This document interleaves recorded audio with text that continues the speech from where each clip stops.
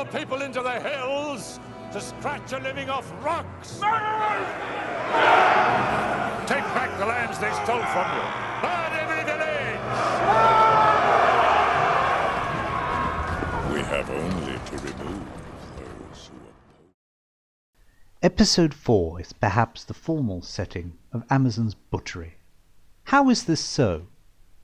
Taking the Númenorian hostility towards elves with the now completely tiresome habit of inserting current-day political trends, we have the entire episode setting the groundwork for the botched direction the show wishes to pursue.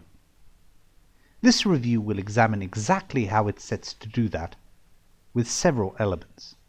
As has already been seen thus far, it places Galadriel as the central character. Galadriel never went to Númenor, yet here she is seen not only eventually winning over Miriel, who was never queen, but doing so whilst provoking the ire of an already hostile populace. This ties into the next element. There is a heavy-handed focus on the "they took our jobs" aspect of the opening scenes of this episode.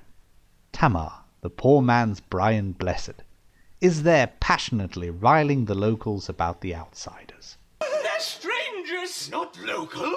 He wears a crown and builds new road. Look, there's been a misunderstanding. Your wife is Local? overreacting.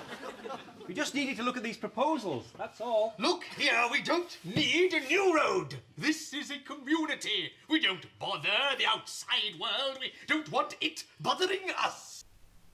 Pharazôn appears to smooth over the unruly mob. The Pharazôn portrayed here is an insulting insert, whose only resemblance to that in Tolkien's work is in name only. As mentioned previously, Pharazôn usurped the throne from Miriel, who was to be the fourth queen of Númenor. Although scheming and lustful, he was already described as very powerful, as mentioned in the appendices.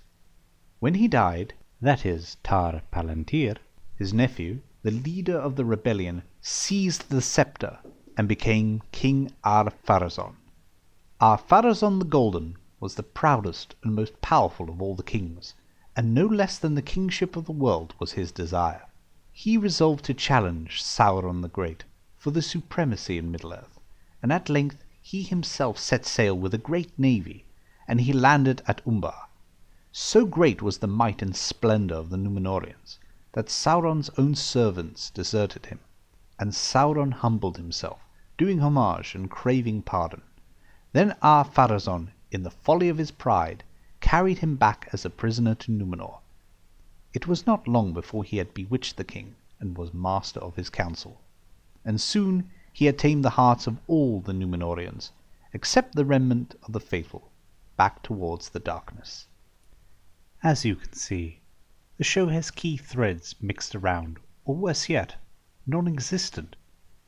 Galadriel demands that Miriel commit forces to saving Halbrand's Southland Kingdom, that they should join forces. It is when she is refused that Morfydd Clark's most petulant performance is brought forth.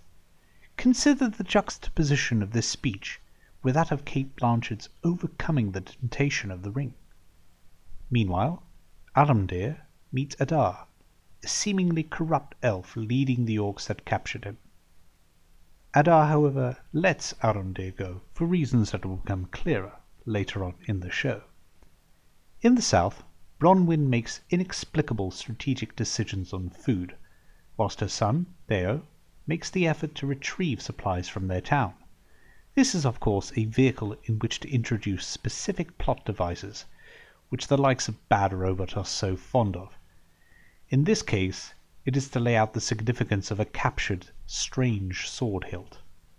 Elrond is looking for Durin, who has disappeared on some personal mission. The way this is relayed to the audience is in the classic Rings of Power fashion, with a laughable performance from Disa.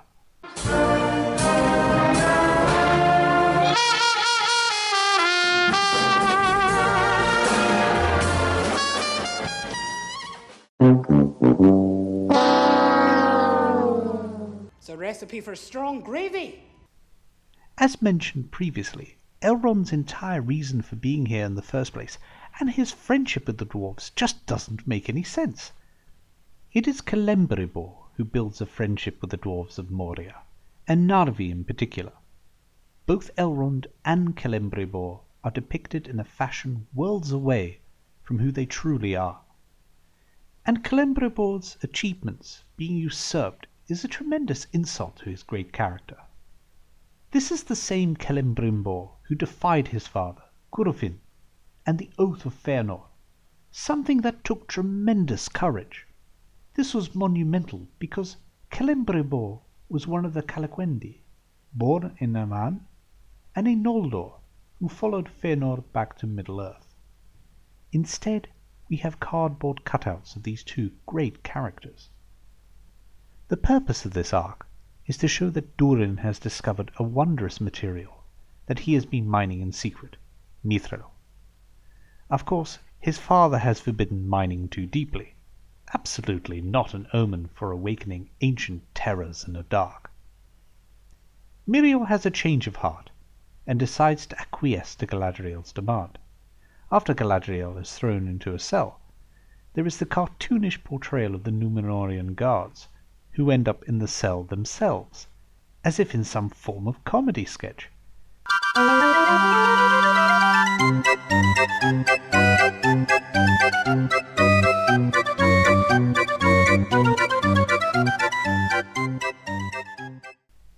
These same Númenorians who are lords of and the most powerful of the race of men.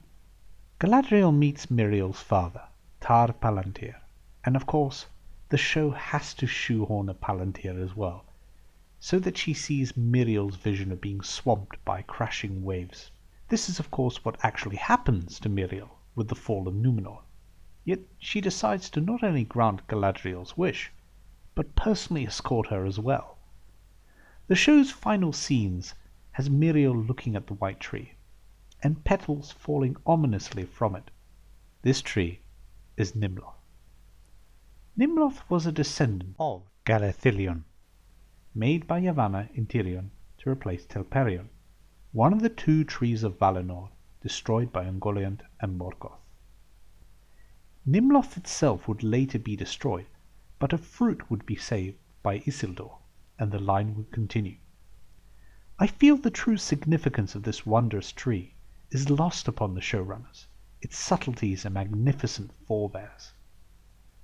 Finally, the expeditionary force of Númenor sets forth, a fleet of the mightiest naval power in Middle-earth's history, consisting of precisely 5 ships.